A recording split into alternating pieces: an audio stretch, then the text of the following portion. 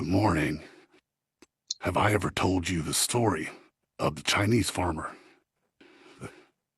No? Okay, well, here it is. I'm not sure why, but it's Chinese. It could probably be any farmer, but this is Alan Watts telling the story. So there was a Chinese farmer, and his whole livelihood depended on these horses. I don't know what he did with them, probably worked the field with them. And one morning he woke up and all his horses had run away. I think he only had two. The whole village comes to him and is like, "Oh, you poor farmer, all your horses ran away."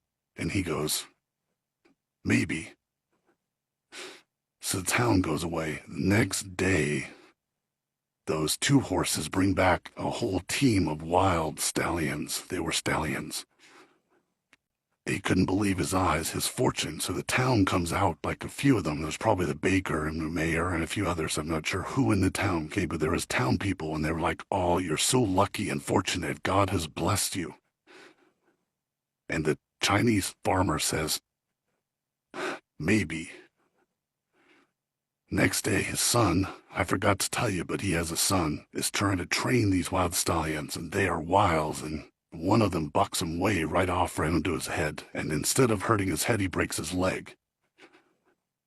So his son is lying there, just all miserable, and the town comes and says to him, "You poor farmer, you are so unlucky." And the farmer goes, "Maybe." Next day, the army comes to conscript all the young men from the town, and they come to knock on the farmer's door. He puts down his tea. Not being racist, he just liked tea. And they ask for his son, but his son had a broken leg.